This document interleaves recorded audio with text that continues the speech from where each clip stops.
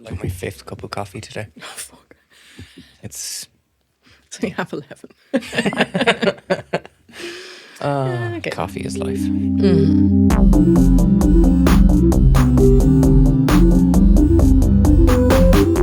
Welcome to In Bits, the podcast that deconstructs our digital lives. I'm Nicola. And I'm Liam. And we're both lecturers in IADT in psychology and cyberpsychology. So, Nicola, what are you in bits about today? I'm in bits about cybercrime, and I reckon that a lot of people who have experienced cybercrime, and particularly scams, which is what we're going to be talking about today, are also a bit in bits about it. And a lot of people are in bits worrying about it. So we are going to talk today about how cybercriminals use our psychology against us, get us to act against our own interests. So I want to talk a bit about how we can be manipulated by scammers, why it's so effective, and I'm going to talk through some examples. I'm going to talk about sextortion and romance scams in particular, because they kind of encapsulate a lot of what goes on in scams, particularly romance scams. I'm going to focus more on individuals today rather than like organizational risk, because it's a little different. But the same methods really are used to target people in organizations too. So it's really quite relevant for both. It's relevant for every Everything. single person who uses tech. Yeah, absolutely. Yeah. So you know a lot about this topic as well. This isn't one of those ones where you're coming in fresh. So like feel free to jump in along the way with examples or tell me when I get things wrong. Okay. So obviously a bit of a content warning on this one. It's about cybercrime. I'm going to talk about things like romance scams and sextortion, like I said. So some of those crimes are obviously sexual in nature. I'm not going to get into huge detail, but it might be distressing for some listeners. So please take care of yourselves. And I'll put resources in the show notes for what to do if you've experienced any of these crimes. And in Ireland, I'll put the pages from the Garda Síochána on how to approach them and what they'll do if you do approach them. Please do get in touch with them if you have experienced any of these crimes. Okay, so first thing I want to do is talk about how prevalent these crimes are. And actually, that's something that's really hard to answer because there isn't really one definitive number, right? First of all, a lot of people just don't report these scams at all. There's a sense of shame around There can be. romance scams, or generally when someone is like, from a very simplistic perspective, duped you. Yeah, exactly. So people sometimes feel like an idiot. They're embarrassed. If it's a romance scam, there can be sometimes things involved, like maybe they're married or they're, in a partnership with somebody and they've been involved online. But often people are just embarrassed. Or if it's a small scam. So if someone stole a small amount of money from you, you might not report it because you feel like it won't be taken seriously. But if it's a small scam, it means they're probably targeting a million other people. So it is always worth reporting. But having said that, there are some stats. So the Central Statistic Office, the CSO, has shown a 56% increase in recorded fraud and deception since 2020 up until 2024. So over 12,500 incidents in 2024 alone, which is a lot. And that is the ones that were reported. I think that's really low. Yeah. So there's many, many, many more than that, but we don't know how many. The surveys also show very, very high levels of attempted scams. So one of them reported that 64% of Irish adults experience phishing and over 80% have been targeted by scammers in the past year. Another one by Silicon Republic found that 64% of Irish adults had experienced phishing, so a little bit of a similar number there, which is significantly higher than the global average. Now, it might just be the way the questions were posed, possibly, because, everywhere around the world has pretty significantly high phishing. But it means that we are being targeted a lot in Ireland. We're a fairly wealthy country. We have very, very high tech use. So it's unsurprising that we would be targeted. On our way over here, I had a phone call and it was from an Irish number, but I didn't recognize it. So my instant response was to copy, paste, put it into Google and figure out who it was. And if it's not a scam, it's like a customer service survey of some kind. I'm still going to ignore both of them. Oh, yeah, completely. But if I get stuff like that in on a continuous basis, I get emails. And even if you get someone who pretends to be from customer service of any kind, I still have this assumption that there's some kind of something behind it. But that's because obviously the work that we're in. I know, yeah. Whereas someone Overly else cautious. gets a phone call. And I'm sure we're going to talk about some of these different formats as well anyway. Yeah. Yeah, but I mean, if I get a number, if someone phones me from an unknown number, I just do not answer it. Or a blocked phone number. Or a blocked phone number, don't answer it. Yeah, see, I did this the other day. And I rang you And I rang a friend of mine, and I had deliberately put my phone on to restrict my number because I was making work phone calls from a personal device. And so I was like, oh, level of privacy, do that.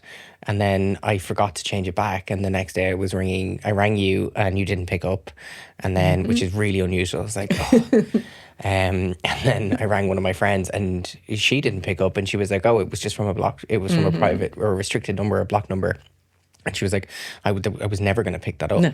And I was like, oh, okay. And at least this level of awareness is there. So we've changed our behavior. Yeah. And you didn't leave a voicemail, so I didn't know it was you, so I wasn't even going to call back or anything, even if I had the number. Voicemails, very rare. No. Nobody does. All these blocked numbers or other numbers call me and they don't leave voicemail messages. Like, they're not getting anything from me then. Figures from the Gardaí show 378 million reported stolen through online fraud in 5 years to the end of 2024. That is an extremely low number, I think. I would imagine that it is much, much larger. So, like I said, a lot of victims of online scams just don't report their loss for various reasons. But there was also the piece we had in the Oireachtas, so in our government here, around cybersecurity and having cybersecurity experts come in and lead our national cybersecurity strategy. And one of the consultants said that we, as a nation, even though we're this tech hub in Europe, that we were not putting enough of a budget into cybersecurity, and that I think something like the salary for someone who was going to lead our cybercrime division was going to be something like 70 or 80,000 euro, and which was not even close. People who are kind of low level in the industry can get that. That's insane. But they were saying that we were just trying to pitch at a completely wrong level, and I think that was adjusted. But I think that was a consultant from the UK who was advising on our strategy, and I think that showed part of the problem is that we weren't looking at the severity of that risk. Yeah, absolutely. And it is just growing all the time. It's getting easier and easier to scam people because of AI and so on.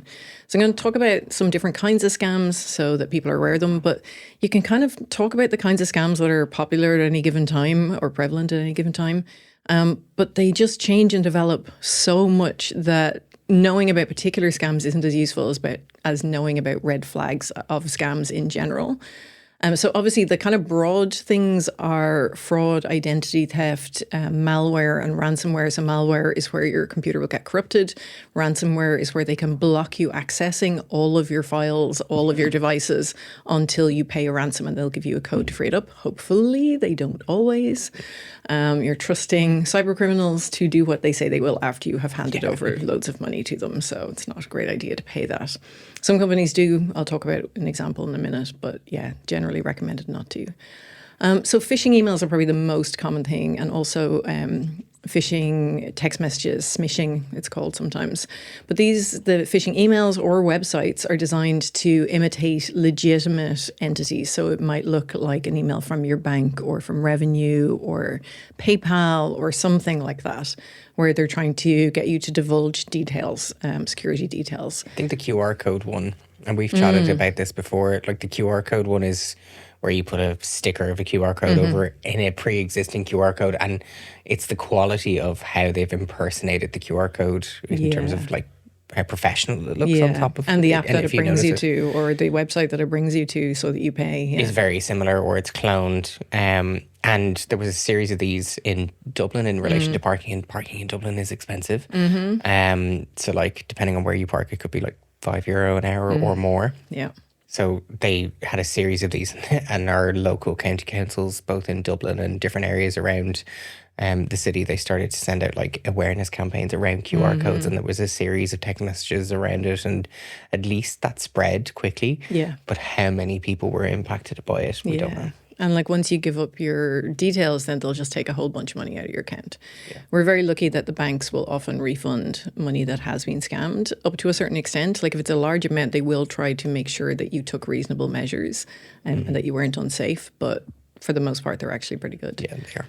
So within phishing, you've got a few different categories as well. So spear phishing is where the email or the website is personalized to an individual. So this might be something like a fake tax debt with your name on it, or it might be around identity theft. So it's specific to you. Whale phishing is where it's personalized to a very high profile person or a very high net worth person or someone who has access to a lot of money. And I have an example of that from the real world in a moment. Phone scams, so SMS smishing and text phishing, is things like the DHL, FedEx Customs kind of messages that you get saying that you've got to pay some money to get your package released, or motorway toll scams, which have brought in a lot of money for a lot of people. Also things from your bank again, and they sometimes do number spoofing where they clone the number so it actually might appear in the text messages that have been from your bank previously, so it looks like it's a trusted source. So that's really a big problem. That can also happen with phishing, which is voice calls, where they call and pretend to be from your bank. Sometimes they might stay on the line and you hang up and you appear to call back and they're still there, and then they pretend to be your bank. So you have to be really careful with stuff like that. Other kinds of scams, CEO fraud, so targeting high net worth individuals, social media scams, things like advertising products on social media, trials, free trials, or where they take your credit card details and then take a lot of money. Like some social media scams are not just about initial financial details. So when we talk about cybersecurity, people assume bank scam first, or someone's after bank details of some kind. Like I know I've had family members who have had messages from people in their network. So once someone has breached someone in your network, you are fallible. They send a message to say that person, and they say, "Oh, you're going to get a text message, and it'll let me back into my account." Yes, it's actually letting them into your account. Yeah, that's a really common one. That is a cybersecurity breach, and it happens all of the time on Meta. Yeah, especially if someone doesn't have 2FA or two-factor authentication set up, or something more complex than that. The amount of times I've seen that happen. And it's very hard once someone has access to that, they can then set up 2FA once they've breached you and then kick you out of your own account, which is obviously incredibly distressing for that person. It absolutely is. I got kicked out of my Twitter account at one point. I have 2FA on everything now, but I didn't at that point. And it's really distressing because you don't know what they're going to post in your name.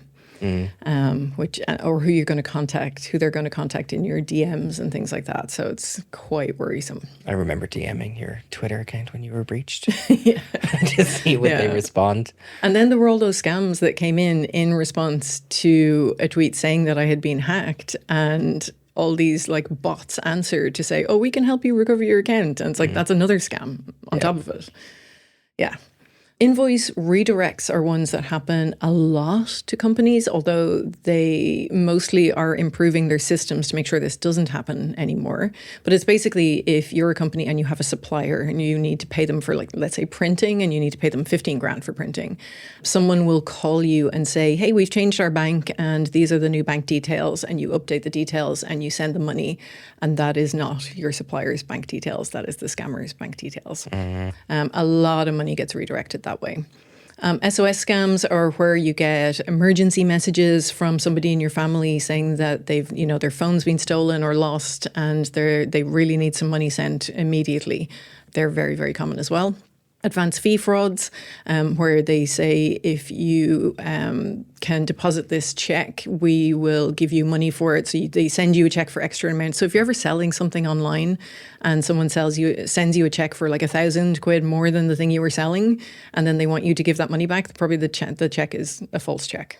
So that happened to me before when I was selling something online, and the check was very false. It was so obvious. It was really funny.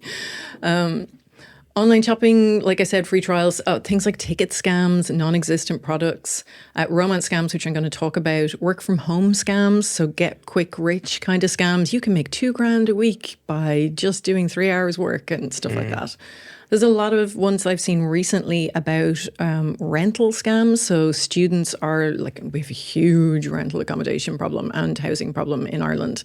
And students looking for places to rent will look online, they'll view somewhere online, and then they'll send a deposit to get it because you literally can't even wait to show up because it'll be gone. Even though that practice is illegal. Taking a deposit to view a property is illegal to be on a waiting list. Yeah. But which didn't actually prevent it from happening. No, it totally didn't. Still does actually happen. Totally does. But anyway, scammers get in there as well and just take people's money. I've heard stories about house deposit scams where, kind of like the invoice redirect, somebody will call you and give you the bank details to put your house deposit in, or they'll email the details to you. You deposit the money and it went to a scammer and not to the estate agent or to the person that it was supposed to go to. So you could lose, a lot of money that way. Investment scams, and that includes things like cryptocurrency scams. But some of these are really sophisticated. They set up these online portals. You might even talk to somebody. I have an example of it in a minute. And you might look like you're making money for a while. You might even be able to withdraw money, and then all your money will disappear, and you'll realize that it's gone. There's a lot of deepfake scams now with voice cloning, video cloning, and so on. I'll talk about a couple of examples of that in a minute. So it's getting more complex. It also means that it's easier for scammers to personalize emails because they can pull so much information and do it kind of automatically using AI. So it's an increasing problem. It's a huge, huge, huge problem. The AI and deepfake space is something that people won't necessarily be aware of, even whether it exists, and if they do, how sophisticated it might potentially be. Yeah. And even the live response to some of that information. So if you're asking someone a question that you assume that they might have the answer to, that a traditional scammer would have a lot of that information already to hand, but they wouldn't be able to replicate your voice, for example. Yeah, exactly. It's very easy to trust that. It is. And we have traditionally been able to trust what we hear and see, but we really have to doubt that now. So some other examples. Have you ever heard of money mules? I haven't actually. So this is where particularly young people are targeted to allow the scammer to use their bank account to hold some money for a period of time. Right. And they're often told that they'll be paid for that. So it's a quick way to make some money. So there was an example fairly recently of a student who let scammers use his bank account. They shifted more than €16,000 through the account that came from smishing crimes, so SMS scams. And he was promised €400 to allow them to use the account. He never actually got paid for it. And he was prosecuted for money laundering and giving a false statement to Gardaí. So when they tracked him down, they initially thought that he was innocent and didn't realise what was going on. But then they realised he actually had let them use the account. So even if you're not involved in the crimes, you are still helping them launder the proceeds of the crime. So you are still liable for it. Especially if there's an awareness of it. No one gives money to people for free. Exactly.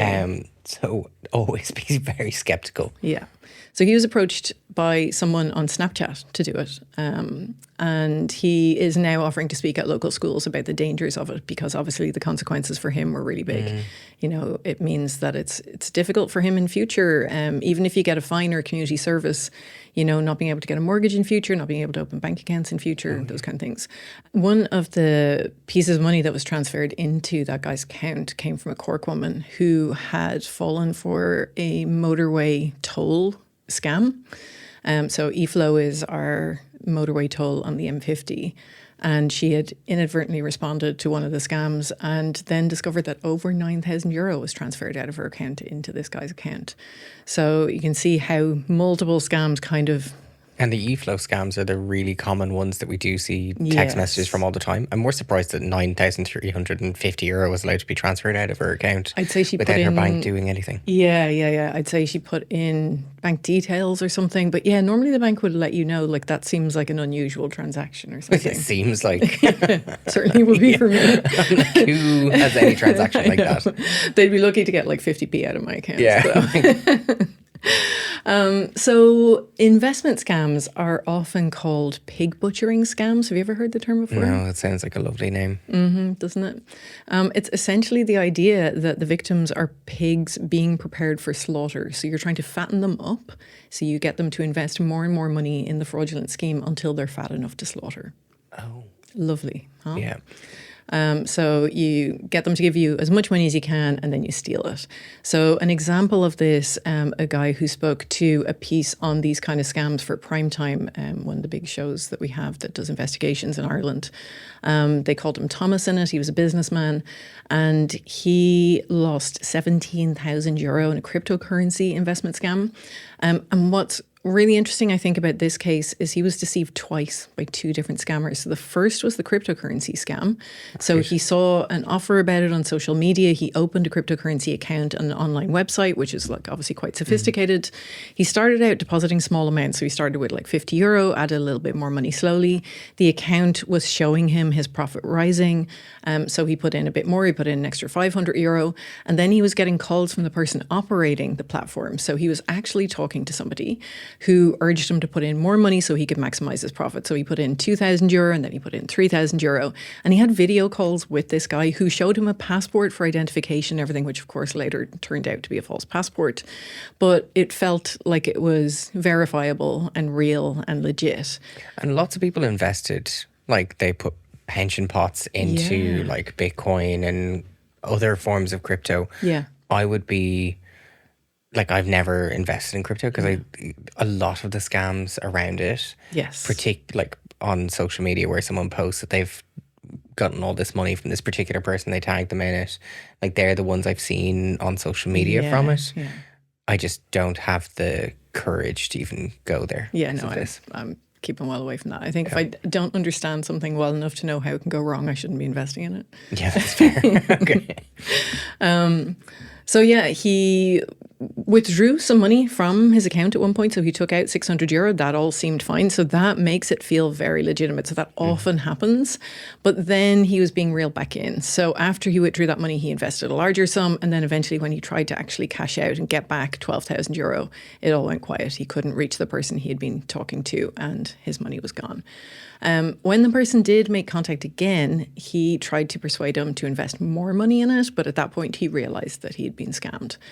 But rather than go to the Gardaí, to the police, he went online to try and find a way to get control of his investment again. And that was when he was scammed a second time. So a seemingly legitimate person in the US said that he had found the money and could return it to him. And again, he was asked to pay a fee up front to free up the funds and was scammed again. You have to be really, really careful if you've been scammed for people like this who claim to be able to help you. But also when you're being scammed, that name, your email address, etc., will often go on a list so that other scammers know you've fallen for something before and that you might be more vulnerable to fall for something again. Gosh. People are often scammed more than once. It's really, really unfortunate. The level of paranoia I have is through the roof now, by the way. Yeah, it kind of even though I know this space, it's hearing about cases or stuff that's similar. I'm like, oh God. I know. So he did eventually go to the Gardaí and, you know, he'd kept stuff like the passport details and stuff, but he knows that now that was a false document. And he was telling his story because he wanted people to be aware of the risks and stuff like this. Yeah. And, you know, he said people are working hard to get your money. They know what they're doing. They know how to use people's minds and they're very good at it. And that is 100% the case. So one of the biggest cyber attacks so far in the world was Colonial Pipeline. So they're an oil supplier or fuel supplier, and they were crippled by a ransomware attack in 2021. They lost 3.4 billion estimated, and like it resulted in like huge shutdowns, oil supplies disrupted, all sorts of stuff. Petrol prices went up, so it got passed on to the public. And it appears that the attackers were able to plant the malicious software because they gained access to an employee's password. So something so simple as getting access to someone's password means you can get into a system and work your way through it. Password is password. Yeah, exactly. So if you are in a work environment and you fall for one of those things that makes you put in your username and password, immediately let your IT system know, because then they can do a cleanup. But if they don't know what's in their system, it may not detect it. In terms of AI scams, there's a really big case that happened fairly recently. A UK engineering company, Arup, they fell victim to a £20 million deepfake scam. So actually one of their employees in Hong Kong was duped into sending the cash to criminals. He had an AI-generated video call, right, with multiple people on it, including senior people in the organization that looked like real people, but they were all deepfakes. And because he was convinced that they were all real people, he transferred all of that money to local bank accounts via 15 different transactions. And that has to be a pretty sophisticated deepfake to do multiple pieces with video AI and convince the person. That's an overwhelming space for that person who transferred the money. So that would be a really good example of whale fishing. Even though that person wasn't high net worth, they had access to high the net money. worth, yeah. So it was really, really personalized specifically to target them. Have you heard about any of the AI kidnapping scams? I've heard of the text message aspects of them, or like where they can't actually reach the parent. Okay. But I haven't had the voice ones. Yeah. So the voice ones are scary, right? They sound traumatizing.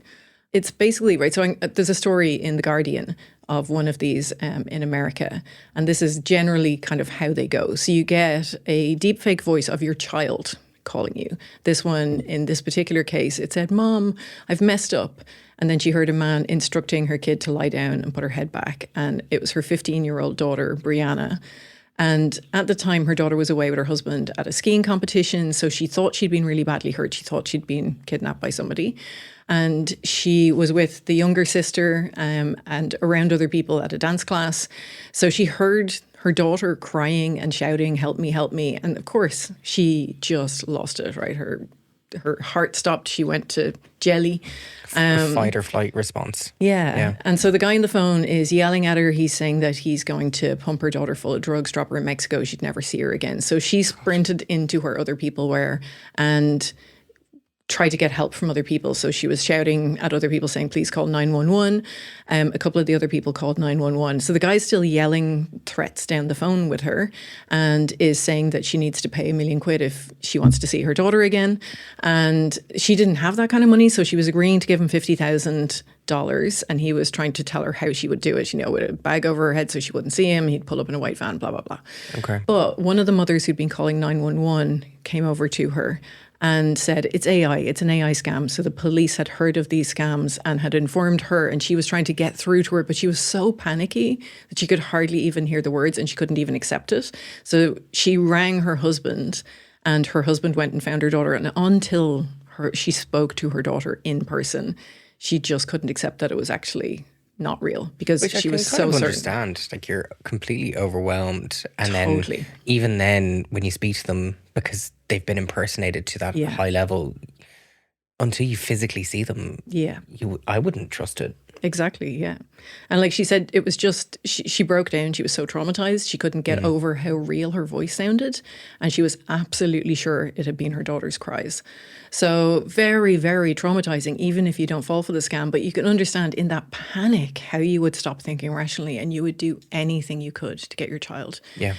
What was, I think, interesting in this case as well, because she hadn't handed over any money, she hadn't been defrauded. So the police only considered it a prank call, which is awful. Ooh. Yeah. See, this is what I like about our legislation around the sharing of non-consensual images. Yeah. Like, a threat is a crime. Yeah. Like, I love how the standpoint of that. Yeah. That's something that's needed here. So, like, Really it's a significant deterrent. Yeah. A little bit like how catfishing can be very, very traumatizing, but isn't quite a crime here yet. Yeah. So, yeah. Also something that needs to change. Yeah. So, how are scammers doing this? They're using something called social engineering, which is basically exploiting people. And it's used a lot by criminals in loads of different crimes against people, both on and offline. And it's manipulating people into doing something that they shouldn't. So, for example, revealing information that you shouldn't, like your username and passwords, performing unsanctioned or prohibited tasks in work, so giving somebody access to something. They might use deceit, they might pretend to be somebody else, or they'll exploit flaws in our psychology to be convincing. And they are very, very good at it. Yeah.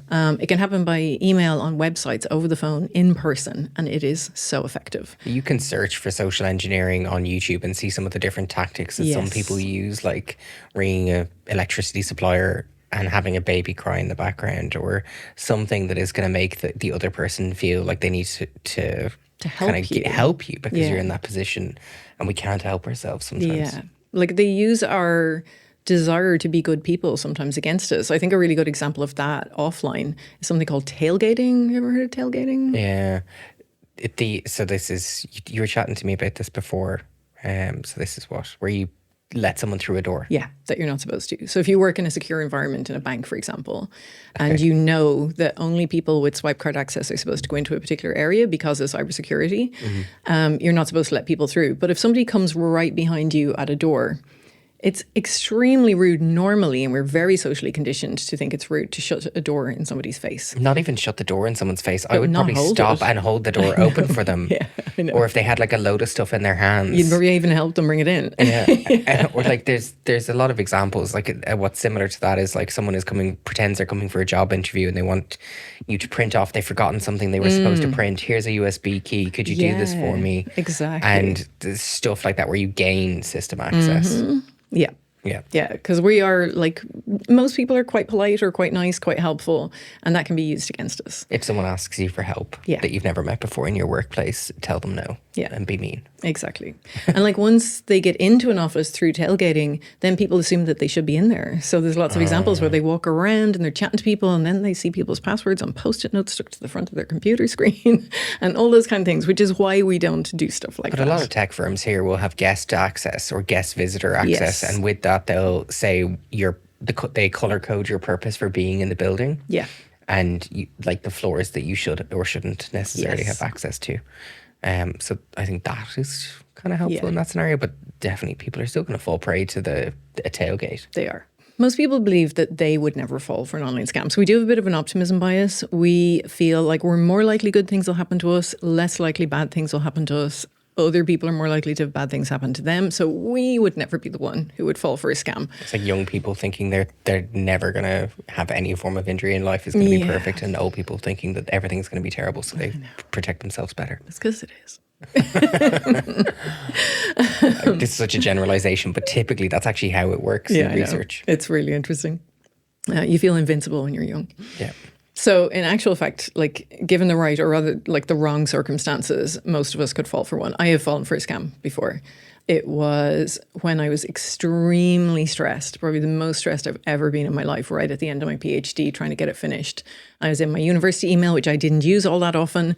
All of my cognition, my entire brain power was on my PhD and also finishing my marking. Which was not great. But I was in the email account and there was one from one of those kind of help desk things where it's like, you haven't been in here for long enough, you need to update your password details. So I clicked on it, I updated it. It was just a task that I could get done quite easily.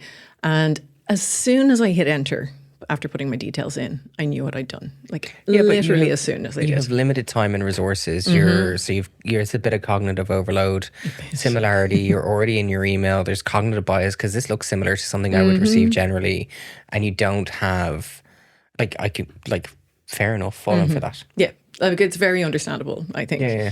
And as soon as I realized what had happened, I contacted IT and they were super nice. They responded the right way. They were really nice. They thanked me for doing it right away. They were like, we can fix that. If you hadn't told us, then someone can get into the system for longer and then they could do more damage. But we really need to know right away when this happens. You did exactly the right thing. They changed my password. It was grand. That was it. It was done in 2 minutes. But I report emails to IT all the time. There's so all many of the time. of them. And even if I'm like, could be genuine, maybe it is. Like I report them for like conferences, journals, random emails. Yeah, we get so much nonsense. But I had one, I'll actually have to pull it out and show it to you. I had one that was like, I had reported it for spam and I got another email from the same person. And they were like, hey, just following up on my last email. Like, and the stuff that we normally do. And I was like, stop it. I reported them again. And then I put them into a spam folder. So I don't necessarily always like block the sender. I filter them. Okay. Because I use them as teaching material. Yeah. They are good for that. Yeah. I have one that I use, which was an invitation from a predatory journal, fake journal, to publish. And they found my work just outstanding and moving and all this kind of stuff. I was like, that is not how journals approach us. They usually just say, no, we don't want to publish your research. Yeah. So it's a little different from normal. So yeah, anyone can fall for a scam, right? And scammers are really good at using our own psychology against us and manipulating us. So I'm going to talk about how they use human motivations, emotions, cognitive biases, and persuasion, and aspects of online communication to get us to fall for these scams. But first, before I get into those things, I just want to talk about the way that we think. So there's a dual process theory of kind of the way that we think and cognition, where we have two different types of thinking. So we all generally have a preference for one of these types of thinking. So we sit somewhere kind of on the spectrum between these two. But we all engage in both of these types of thinking as well.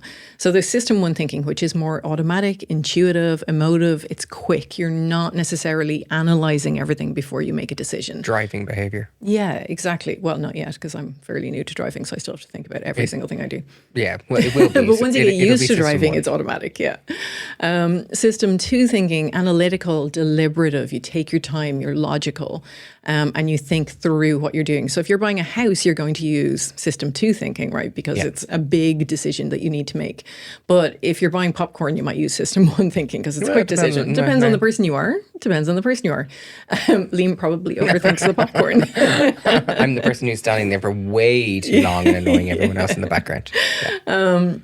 But what a lot of the scams do is try to push us into system one thinking, that automatic, intuitive thinking, or they catch us when we're in that way of thinking, when we're not really thinking deeply, and then they exploit that and use it against us so that we don't notice the deeper things that are going on. Where system one is your example from earlier. Yeah.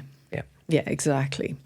So overconfidence about believing you won't fall for scams can actually lead to victimization because it means that you don't think deeply about the stuff because you're certain you're not going to fall for it. And that means you think you're not vulnerable and it reduces your attention to the scams.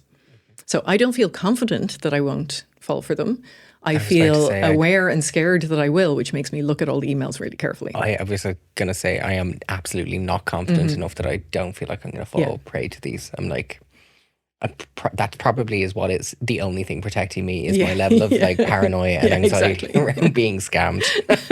And I think that's a healthy position to be in. It is. It's unfortunate though that we have to live like that. But I think a healthy skepticism is important here. Healthy skepticism in general is good in life, particularly at the moment with all the mis and disinformation around and everything. So let's talk about some of the ways our psychology is used against us. So the first one is manipulating common human motivations and emotions. So things like our desire to have more money, right? Mm-hmm. It's often called greed. But, you know, if you're broke, it's not greed to want to have enough money to cover the bases and to provide for your housing and food and stuff. Go buy some eggs and come back to me. Yeah, exactly. So these sort of scams are money-back scams, refunds from revenue, things like that, investment scams, work from home, get-rich-quick scams, all those kind of things play on our desire to have more money. And we would all like to have a little bit more money. Mm-hmm. But there's ones for people who are broke, there's ones for people who have lots of money. And, you know, if you're broke, it affects your psychology. It affects how much you're able to think because you're in survival mode. So you're not necessarily able to think as deeply about these things. And you might be more likely to fall for the scams because... Or if you have more money, you think that the risk is lower because sure, what have I got to lose? Exactly. Yeah. And I'm so good at making money, therefore I wouldn't fall for it. So you might feel like you're invulnerable. I can't put myself in that person. I definitely don't have myself in that. Fear is a really, really big one that's used a lot by scammers. So this can be really simple things like there's unauthorized activity in your bank and you need to get in touch with us and sort it out. It might be things like you'll miss out on this opportunity if you don't take it now. Or it might be something like the kidnapping scam, right? Obviously, that's going to be a much bigger level of fear. Ego, so that's stuff like the predatory journals telling me how amazing my research is and how much they want to publish it. Mm-hmm. You also see this a lot in romance scams and sextortion, so I'll talk about those in a minute. But that's, you know, very flattering. They're telling you you're so amazing, you're beautiful, all those kind of things. They use our cognitive biases against us. And do you want to explain what cognitive biases are?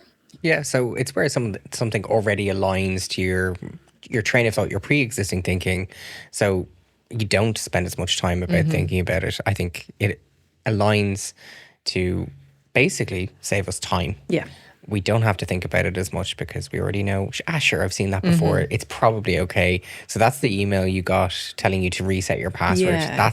That is a bias that's happening there. Yeah, absolutely. So like there's loads of cognitive biases and they're basically a way to save our brains time and energy. We use them all the time and they're usually like really handy because there's so much stuff going on in the world. We cannot focus on everything. We can't remember everything. We can't pay attention to everything.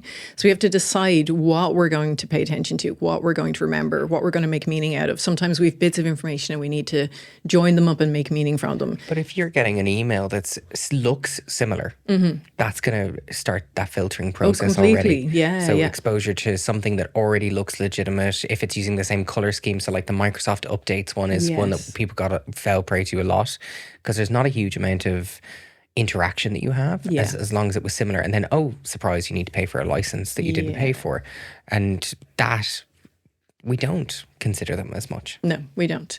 So yeah, confirmation bias, interpreting new evidence as confirmation of our existing beliefs. So if your first impression of the phishing email is that it's real, you're going to just not really notice anything that deviates from that. The familiarity preference. So because they use stuff like your bank's logo and you're familiar with your bank and you trust them, you're going to trust it more. And then when you're communicating through computer-mediated communication, or CMC, so through technology, it's often text-based. And so we're missing a lot of the nonverbal cues that we have face-to-face. So, what I'm saying in words to you conveys a certain amount of information, but my tone of voice will convey an amount more, my body language, my facial expression, all those things. So we're missing a lot of meaning, and we're pretty good at making up for it. So we use lots of things like emojis and exclamation marks and all that stuff. We'll do a whole episode about it. But what can happen is that it can lead you to developing false impressions or overly positive impressions. And I'll talk about how that's really impactful, particularly in romance scams. All right, that's something that's used a lot. Yeah. And then persuasions. We talked about persuasion in the episode on persuasion, surprisingly, which was all about influencers, which was a slightly less problematic way of using persuasion principles. Yeah. So this is Cialdini's work on persuasion. So there's a number of different principles. And researchers have looked at how they appear in different scams, and particularly in phishing scams. And they found that there's loads of them in them, and there's different approaches depending on the type of scam. But there's several that appear a lot, right, that are really, really common. The most common one is authority. So we are trained to listen to authority and to diffuse responsibility to authority. So if someone in authority asks you to do something, you're much more likely to do it than if some randomer does. And we allow them to take responsibility for the decision to ask us to do the thing, so we don't feel like we have to take control over it as much.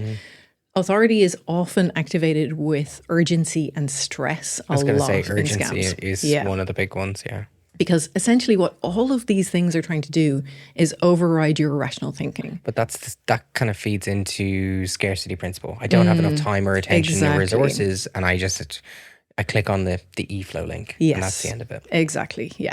So scarcity of cognitive resources for yourself, like me finishing my PhD, time, urgency, those kinds of things. Also things like limited time offers comes into scarcity as well, where you're going to miss out if you don't do it right away. All those kind of things.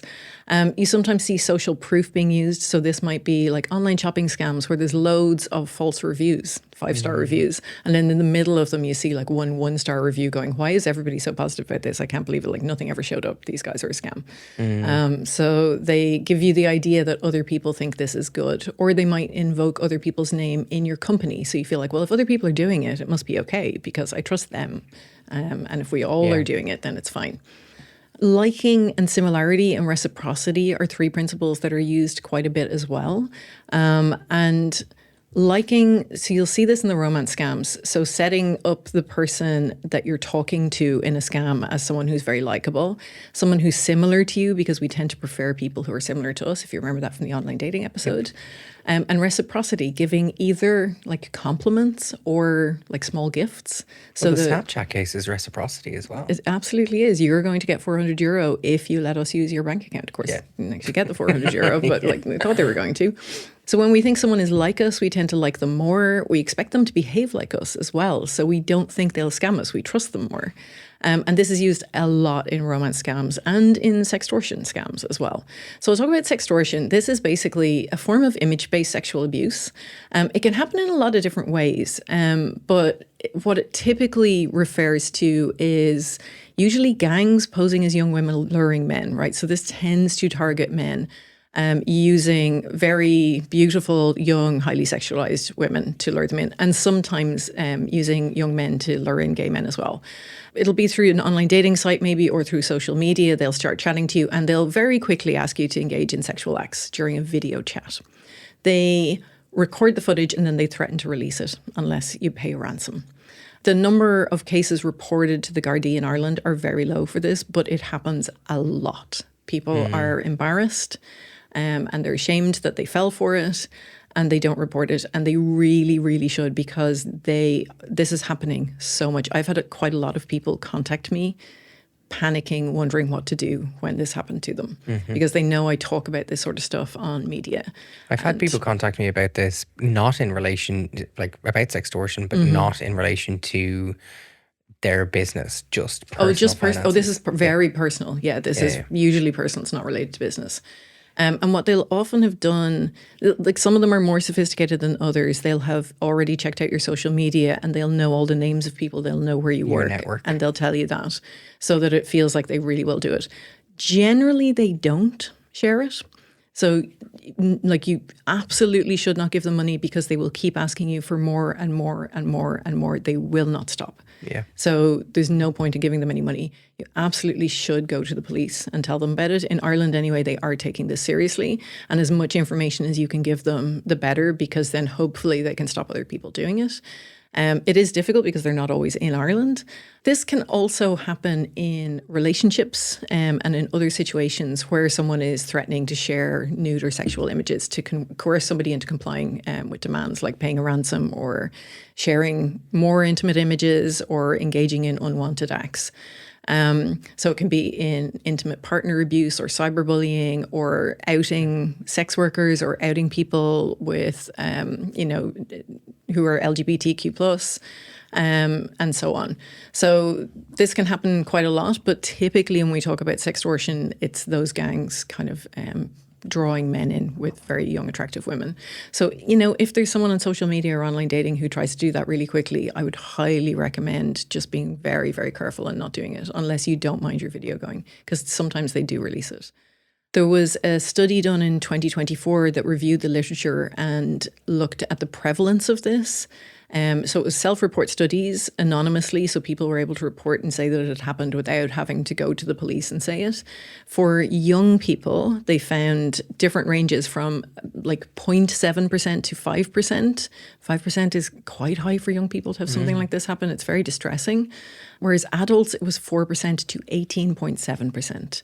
This is something that happens quite a lot. That's really high. And this is the whole range of that kind of victimization. It's not just the gangs posing as young women. So it's within relationships, cyberbullying, all those different situations, but it is still quite high for this to happen.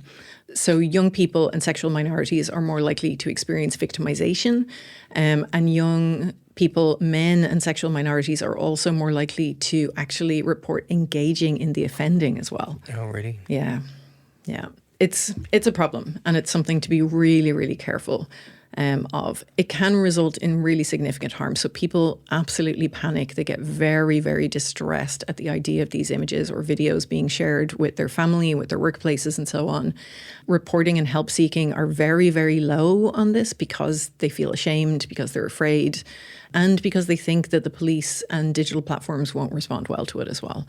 So definitely do contact the police, definitely report it on the digital platforms if you can, because it may potentially help somebody else not get extorted in the future. There was one victim who actually spoke to Primetime about his experience of this. He ended up paying €15,000, hoping that they wouldn't publish the video online. So it was someone who had contacted them through Facebook, a friend request from what seemed like a genuine profile. And it turned out to be one of these gangs. And they knew his social media. They were ready for him. They sent him a list of his friends saying they'd share the video. They wanted money right away and upfront. And of course, that pressure, that urgency means that you're not thinking straight, you're panicking, you've got all that fear and that emotion, which means that you might not make great decisions. And they just kept looking for more and more money and they never stopped. So over about 6 months, they sent 3,000 emails and he gave them a lot of money. And it really just destroyed him. So he talked about not sleeping, waking up all the time, being afraid to look at his phone, even thinking about suicide because it was so, so distressing. So he kind of eventually thought, I'm just going to have to face this. And they still publish his material online, even though he paid them so much money. So paying money doesn't mean that they're not going to publish it. So absolutely just do not give people money if they do this. It's not worth it. But why someone would kind of willingly engage in this kind of behavior, with someone that they don't know, It's quite exciting. You know, you've got someone who's very attractive, designed to be very likable. They're telling you they're interested in you. So you've got that likability, the reciprocity. They're engaging in sexual talk. So it feels like something quite intimate. You've got the online disinhibition effect, where you're more likely to do something online that you wouldn't do offline. You feel like maybe you're anonymous, and that what happens online is different to the real world. But that's also from both sides. So even the guy that we were just talking about, you don't necessarily think that you're going to be exposed in that way because of disinhibition. It's not just that the other person is protected either. So anonymity online does give us a sense of security, often for a positive perspective. But in those scenarios can actually work against us. Exactly. So the police advise you not to hand over any money, close down your social media accounts and speak to them as soon as possible. They will treat it confidentially. So that's highly recommended. In terms of romance scams, they're much more complex, and they tend to play out over a much longer time period. The sextortion happens very, very quickly usually. So there's an example from Ireland of an Irish woman who was given so many expensive gifts like scarves and perfumes, and then after a long period of time was asked to invest in the business of the person who had been courting her. So it was a 13-month period. She gave him €48,000. Oh. And she initially delayed reporting the fraud to the police because she was married. Oh. Yeah.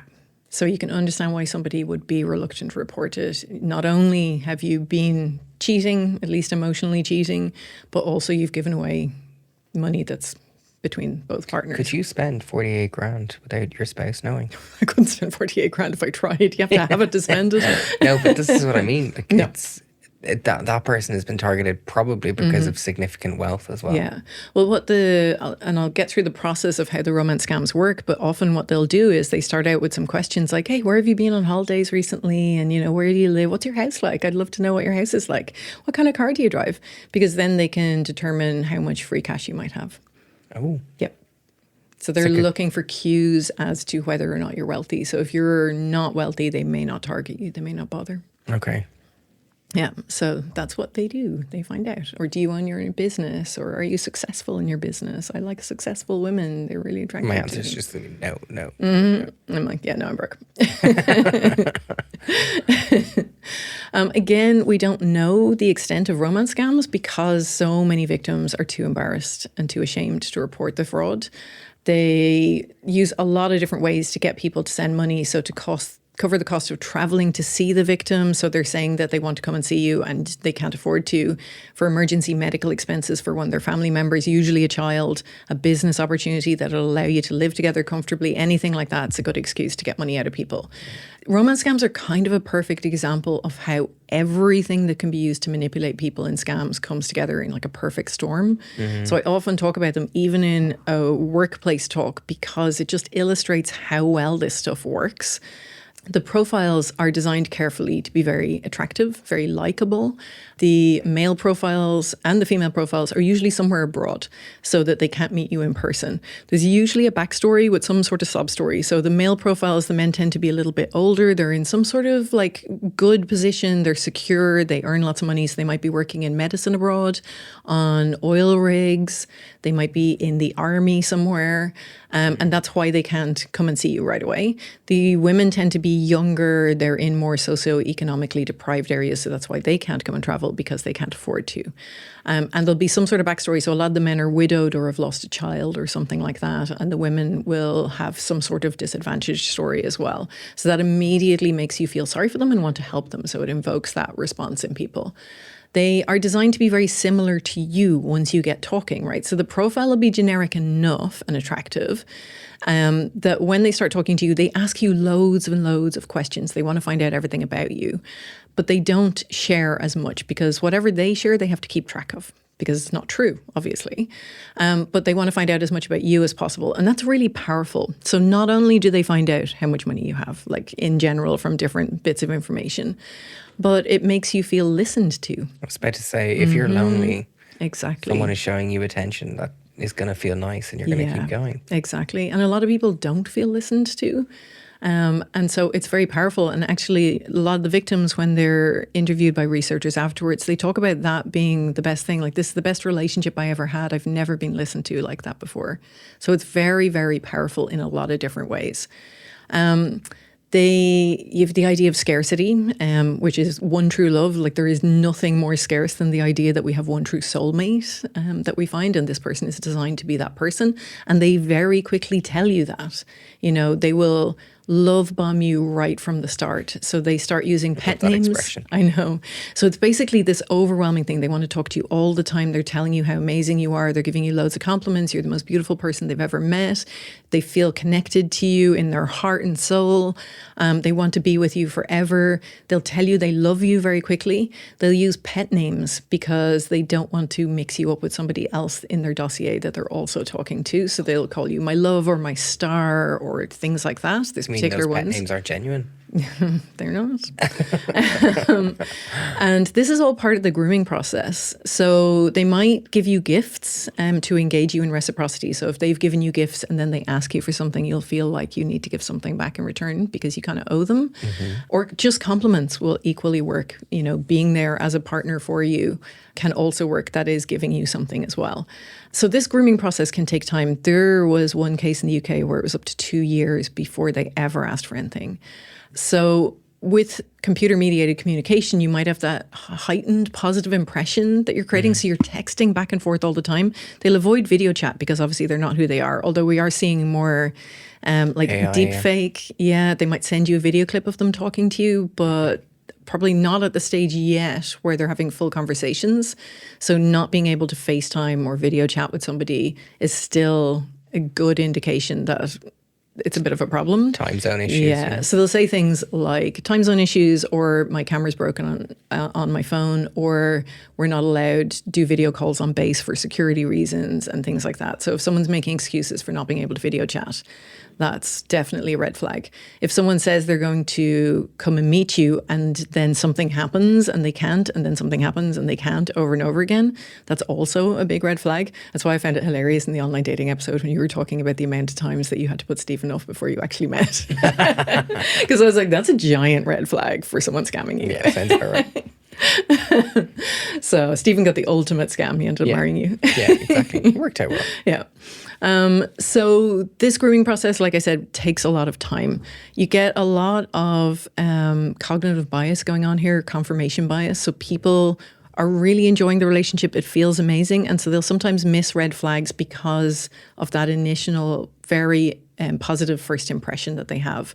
And they'll sometimes even miss something as obvious as an accent that doesn't match the backstory. But usually it's smaller red flags than that. Okay. In some ways, these relationships are a little bit like domestic abuse relationships, where if you start to suspect that something's wrong, they'll start to threaten to withdraw their love and say, oh, you obviously don't really love me, baby. We shouldn't be together, threaten to remove the relationship altogether. Or they might actually threaten people, but it tends to be more manipulative than outright threats, but it can result in outright threats. So inevitably, there'll be some sort of crisis or tragedy. And that's where you're evoking emotion, panic, urgency, stress, maybe authority. So it might be the medical emergency where you've got doctors involved and you need to pay for something, or customs or police are involved and you need to pay for something. They might ask you for a small amount of money to start, foot in the door technique, and then build from there and ask for more. Or they might ask you for a really big amount of money. So they might ask you for 100 grand and you're like, well, Jesus, I don't have that. And then they're like, okay, well, if you just had a couple of thousand, that would be enough to get me through this bit, and then I'll figure something else out. So it might be like that. Or they might ask you to invest in their business, like the case in Ireland. Sometimes if someone has sent sexual images or video, it can lead to blackmail, but that's actually a little bit less likely than the other methods. There can be a second level to the scam. So there's been a few cases in the UK where the police went to somebody and let them know they were being scammed. And the person's obviously extremely upset. And they go back to talk to the scammer to be angry at them. And the scammer says something like, look, I never really wanted to do this. Where I live is very socioeconomically deprived, or I was coerced into doing this. And I started out scamming you, but I actually fell in love with you. Oh, Jesus, come on now. And then the person has gone and traveled to meet them and got scammed further. But if you feel like you're in a relationship with somebody for like months at a time or a year or longer. My response to that is not, Jesus, come on, because you've fallen for that. That's just, it's the response to the person who's doing it. I know. It's so awful, isn't it? It's high level Machiavellianism and enjoyment of doing that to Causing someone. pain, yeah. It's very, I don't know how you can morally disengage from engaging in those scams. There's been some research on that. Okay. So there's different gangs that do this around the world. You sometimes get individuals doing it as well, but a lot of the times this is like formalized process. And what people who engage in it sometimes feel like, so the research that was done in this particular instance was in Africa. I can't remember which country it was.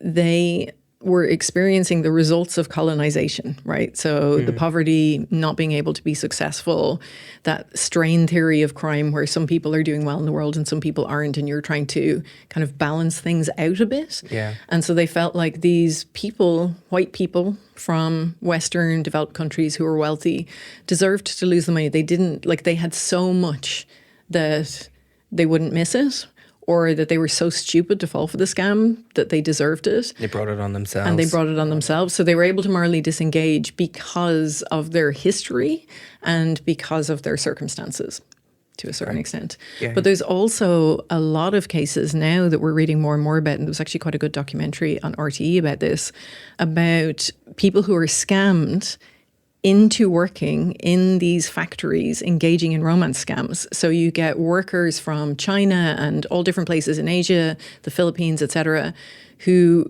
go to work for supposedly a tech company through like recruitment agency, but end up working in these scam factories, and they're basically imprisoned in the scam factories and beaten and tortured, and they are not allowed out. So there's one scam happening to other people who are then forcing them to scam other people, and they absolutely do not want to be doing it. So it is a huge problem. Like there's been countries, India, various other places have repatriated people, but there's like potentially thousands of people trapped in these circumstances, and not that many of them have been repatriated. Really good documentary about it on RTE. So it was a guy in Northern Ireland, an entrepreneur who was scammed, and he went to try and figure out what had happened and who scammed him, and he ended up at one of those factories. Okay. I'm going to have to watch that now. Homework. Yeah. So romance scams incorporate so much of this stuff. One other thing that I didn't mention that they sometimes do, so often family members will notice that something's wrong and will get concerned and suspect that something is wrong and off about the relationship. And the scammer will try, and a bit like domestic violence or domestic abuse, again, will try and separate you from your family. Oh, they're just jealous. They don't understand our relationship, that kind of thing, to try and make you not trust your family. So if you have a family member who's experiencing something like this, the best thing to do is try and be positive, like cautiously positive. I'm so excited for you. I would love to meet them and chat to them. Because then eyeball them. Yeah, eyeball them, and you're probably not going to be able to meet and chat with them. And then you can say, it's really weird that they don't want to meet me. I thought they'd love to meet your family. I'm so excited to meet them. And there might be a way in there to kind of break the perception. Yeah. But if you say you're being scammed, they're going to resist that very, very strongly a lot of the time. Yeah, they'll get their back quite quickly. And the other thing people say is never give money to somebody you don't know or that you haven't met. But if your partner, if your husband asked you for money, you of course would give money to him for something. You'd help him out. I'm looking at your face. Now. Maybe you're like, it depends. It's a very old expression. Lender, no borrower, would be I'm such a housewife. But in a situation like this, they feel like they do know the person, right? This is their partner that they are planning a life with. They're planning on like living together and getting married. So it doesn't feel like giving money to a stranger. Yeah. So that social norm of helping your partner is there, not the social norm of don't give money to a stranger. Yeah. So we have to understand that when we say don't give money to people you don't know, they feel like they know them. Yeah. But I would say definitely don't give money to someone that you haven't met in person. And even then you can run into problems. I mean, we know the scammers offline as well, so it's not that's straightforward. Without its own problems, yeah. So I talked about who the cyber criminals are. You know, sometimes they are people who are very, very deliberately doing this, and sometimes they are not. So a UN report in 2023 said at least 120,000 people in Myanmar and another 100,000 in Cambodia were forced into operating cyber fraud schemes, which is a lot. So there's a huge, huge number of people who are trapped into these schemes, which is just appalling.